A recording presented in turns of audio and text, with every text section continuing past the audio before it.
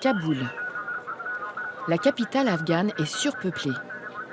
La guerre ayant accru l'exode rural, la population a été multipliée par 4 au cours des 10 dernières années, passant d'1,5 million à 6 millions. Pour échapper aux embouteillages de la ville congestionnée, nombreux sont ceux qui ont choisi le vélo. Mais à bien y regarder, parmi les cyclistes, aucune femme. Le vélo, ce n'est pas fait pour les femmes, c'est pour les hommes. Seuls les hommes peuvent faire du vélo. Ce que doivent faire les femmes, elles peuvent faire le ménage ou étudier. C'est comme ça. C'est mauvais qu'une femme roule à vélo. Notre société ira de pire en pire si les femmes font du vélo. Moi aussi, je suis d'accord. Sadek Sadeki, lui, n'est pas de cet avis. Il est l'entraîneur de l'équipe nationale féminine de cyclisme. Un métier dangereux dans une société conservatrice gangrénée par les talibans. Un jour, des gens sont venus me chercher. Ils voulaient me kidnapper. Je me suis retrouvé à l'hôpital. Ces gens-là ne veulent pas qu'on entraîne les filles dans notre pays. J'ai peur à chaque minute que ça se reproduise.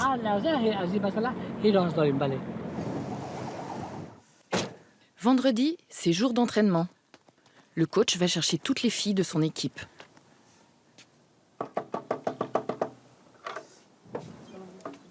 Bonjour, ça va? Bonjour. Bonjour. Merci de venir nous chercher, coach. Je vous en prie. Allez, en route. Massouma et Zahra sont sœurs. Ce sont les piliers de l'équipe. Le principal espoir, c'est elle, Massouma, 19 ans. C'est à l'étranger qu'elle a appris à faire du vélo. J'avais 1 an et demi quand mon père a quitté notre village pour aller en Iran. Mon père travaillait pour un parti politique. Il était menacé par les talibans. Sa vie était en danger. En Iran, j'ai commencé à faire du vélo à l'âge de 7 ou 8 ans. À son retour en Afghanistan en 2006, cette activité lui sera interdite pendant plusieurs années, jusqu'à sa rencontre avec son coach. Ça fait 4 ans que j'ai recommencé le vélo. C'est grâce au coach que j'ai recommencé. Je n'avais personne pour m'encourager. Le seul qui a cru en moi, c'est le coach.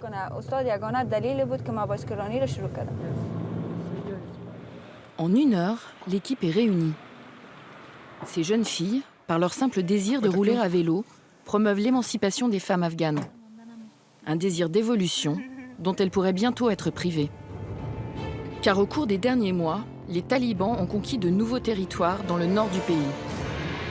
Ils ont établi l'une de leurs bases dans la province du Logar, à 60 km seulement de Kaboul. Le 15 octobre dernier, Barack Obama revient sur sa promesse de campagne en annonçant le maintien des soldats américains en Afghanistan. I've decided to maintain our current posture of 9,800 troops in Afghanistan through most of next year, 2016. Une mesure visant à combattre la montée des talibans et celle, redoutée, de l'organisation État islamique, désormais implantée dans le pays. À Kaboul, il n'y a pas de combat. La vraie menace, ce sont les attentats qui frappent régulièrement la ville. Malgré le danger, les filles de l'équipe cycliste ne renoncent pas. Ce sont des pionnières et entendent le rester. On est sans doute les premières à faire du sport en pantalon dans les rues de Kaboul. Mais ce n'est pas par provocation. Kaboul ne compte aucun vélodrome, aucune infrastructure fermée pour les cyclistes. Les autres sports bénéficient de gymnases. Nous, on n'a pas d'endroit pour s'entraîner. En plus, on a des problèmes de sécurité. C'est pour ça qu'on ne peut pas s'entraîner régulièrement. Les filles devront traverser Kaboul, puis parcourir 40 km. Départ imminent. C'est un moment de stress pour le coach. Venez, venez, dépêchez-vous. Approche. Toi, tu montes dans la voiture. Viens, ma fille. Tout va bien? Pas de problème? Tiens, toi aussi, approche. Est-ce que vous avez pris de l'eau? Bon, c'est bon. Ok, c'est bon. Est-ce que les freins sont pas un peu durs? Ouais, je les ai tendus un peu. C'est un peu dur. C'est bon? Ça va? Vous êtes prête? Pas de problème? Allez. Allez en paix.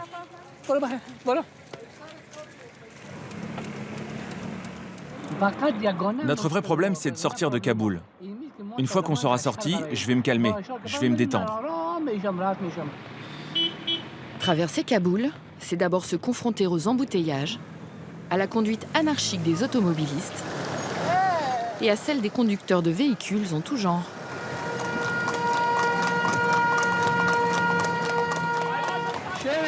Hé, hé, espèce d'âne, là!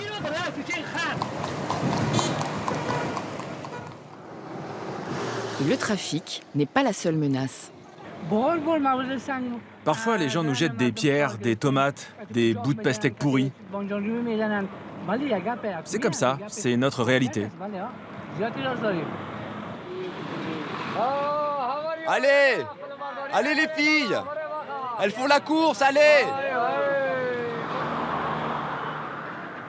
40 minutes plus tard, l'équipe atteint enfin la sortie de la ville, direction le désert.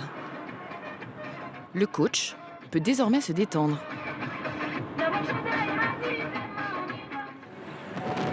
Massouma, elle, peut enfin libérer son énergie. Très rapidement, elle se détache du groupe.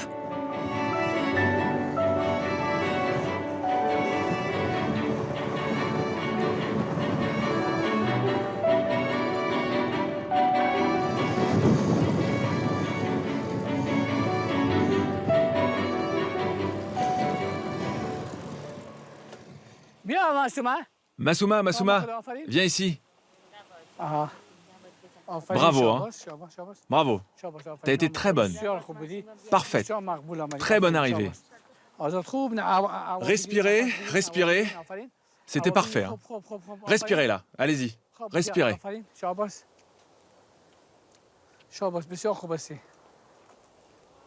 Dans quelques années, une ville aura poussé ici. Pour l'instant, on ne trouve que des prémices d'urbanisation, un rond-point désert et une route. Comme nous n'avons pas de vélodrome dans notre pays, on utilise ce grand rond-point qui ressemble à une piste. C'est important de se préparer pour les courses à l'étranger. C'est la seule grande piste d'Afghanistan. Si le lieu est isolé, la guerre n'est jamais très loin. Les hélicoptères américains partis de Bagram transportent du matériel vers Kaboul. Au sol, le fils du coach nettoie les traces d'un entraînement militaire. Il y a eu des tirs de mitrailleuses ici. Je les enlève parce que ça crève les roues des vélos et de nos voitures.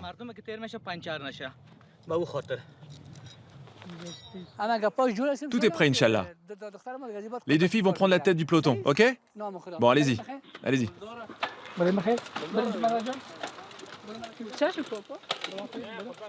Moment de liberté dans ce paysage lunaire, loin des risques d'attentats, permanents à Kaboul. Allez-y. Bravo. Bravo. Allez-y. Bravo. Depuis l'année dernière, la sécurité s'est vraiment dégradée. Ici, c'est le seul endroit où on peut faire du vélo tranquillement. Vive l'Afghanistan! Viva! À peine l'entraînement terminé, on poste des photos sur les réseaux sociaux. Il faut qu'ils sachent qu'il y a des sportives en Afghanistan. Conscientes de leur isolement, elles souhaitent porter leur combat pour la liberté hors des frontières. Facebook est un très bon moyen de communication, pas seulement avec nos amis en Afghanistan, mais aussi avec l'extérieur. On peut communiquer avec nos amis de l'extérieur et aussi avec les journalistes. Quand on met nos photos sur Facebook, ils peuvent s'en servir et les partager.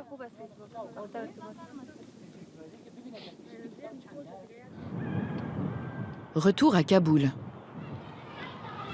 Sadek Sadeki est le père du cyclisme en Afghanistan. Il est le premier coureur à participer à des courses internationales. Il y a 30 ans, il fonde la Fédération de cyclisme, dont il est toujours président. Mais les moyens lui manquent. Vous êtes témoin que la fédération, c'est chez moi, dans ma maison. On n'a pas d'autre possibilité. Personne ne nous aide. Le matériel, c'est une ONG américaine qui le lui a fourni. C'est l'association Mountain to Mountain qui nous a donné ces vélos. Et je les remercie. À quelques kilomètres de là, dans une école de filles, 1, 2, 3. Massouma donne son premier cours de basket. Depuis 2 ans, elle étudie pour devenir professeure de sport.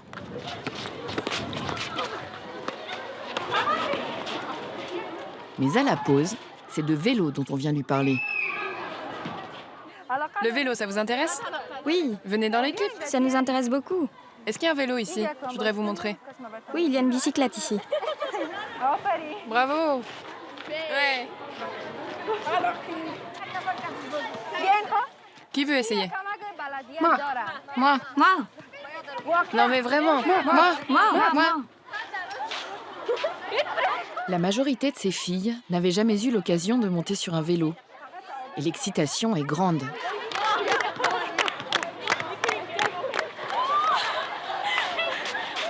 Bravo. Vous apporterez ce vélo en cours de sport? Il est pas à moi. Moi, je veux monter. Viens. Toi aussi, il faut que tu essayes, sinon tu vas oublier.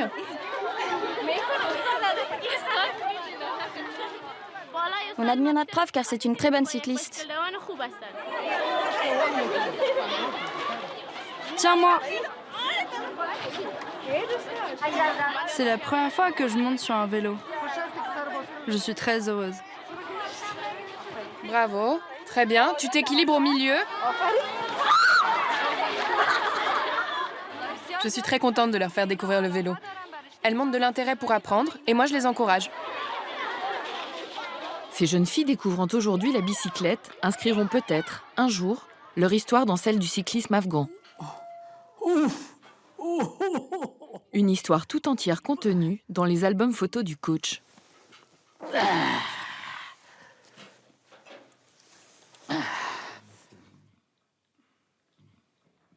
Nostalgie dans le regard, car il n'y a pas si longtemps, les femmes étaient libres en Afghanistan.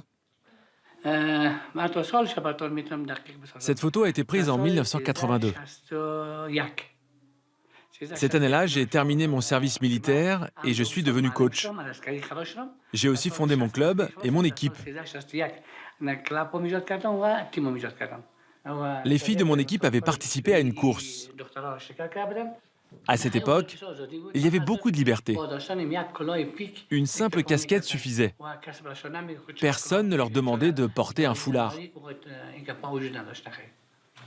Mais en 1996, les talibans prennent Kaboul.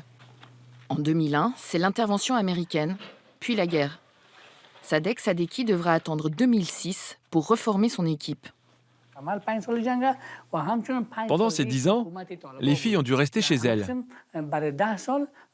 Il était impensable de les voir faire du vélo. Les hommes, eux, peuvent continuer la course.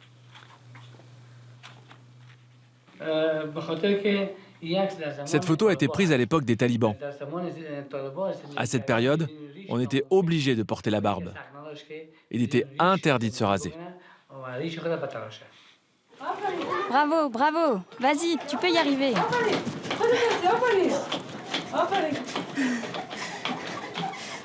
Tu es une sportive pourtant. Comment peux-tu t'essouffler aussi vite?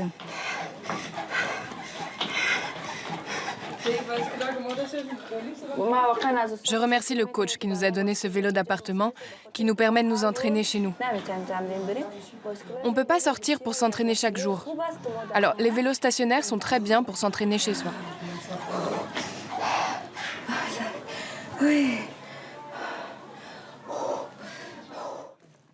Inséparables les deux sœurs. Zahra, la cadette, a 17 ans. Plus effacée que sa sœur, elle semble vivre dans son ombre. Elle est pourtant un soutien indispensable pour Massouma.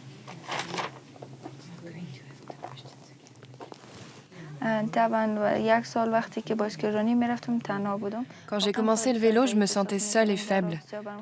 J'ai demandé à ma sœur de me rejoindre. Depuis que ma sœur s'entraîne avec moi, je me sens vraiment plus forte. Merci. Je suis fière de Massouma. Nous sommes très proches. Je l'écoute toujours car elle me donne de bons conseils. C'est quand tes examens? Le 10 décembre. Massouma veut devenir prof de sport. Zahra, elle, veut se diriger vers une toute autre carrière. Je veux devenir médecin pour servir le peuple d'Afghanistan.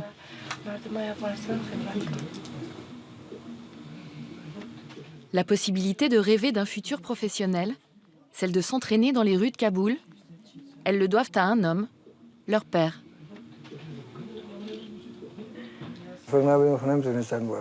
Moi, je suis d'accord. Sinon, elle ne pourrait pas le faire. Mais mes frères et mes sœurs, par exemple, ils ne sont pas d'accord. Car selon leur vision de l'islam, les femmes n'ont pas le droit de faire du vélo, ou même simplement de sortir de chez elles. Ce ne sont pas des gens de la ville. Ils ont toujours vécu entre eux, dans des campagnes très isolées. À Kaboul, les coupures de courant sont fréquentes. À l'heure des informations, on démarre le générateur. On n'a pas assez d'argent pour laisser le générateur tourner 24 heures sur 24.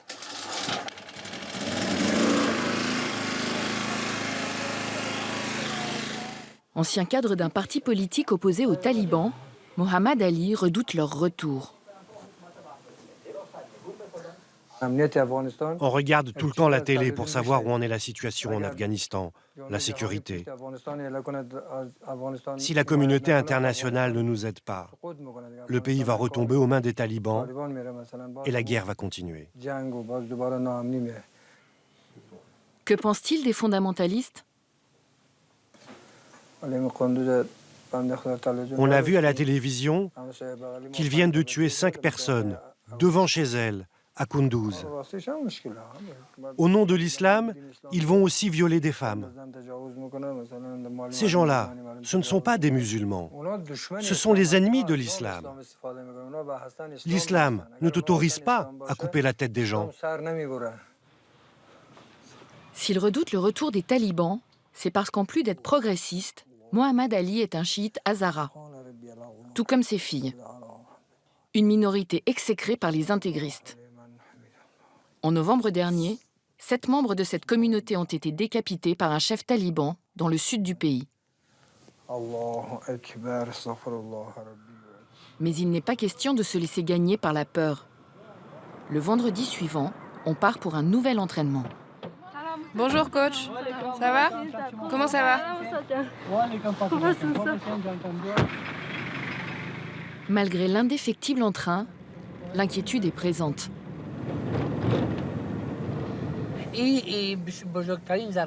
Si un jour mes filles ne pouvaient plus s'entraîner, ce serait vraiment une grande douleur pour moi. Je ne pourrais pas le supporter.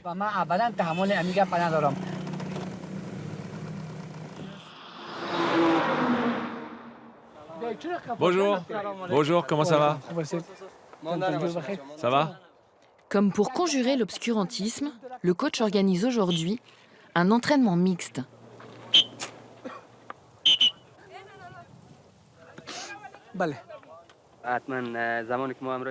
Quand on s'entraîne avec les filles, on les protège parce que la situation en Afghanistan n'est pas très bonne.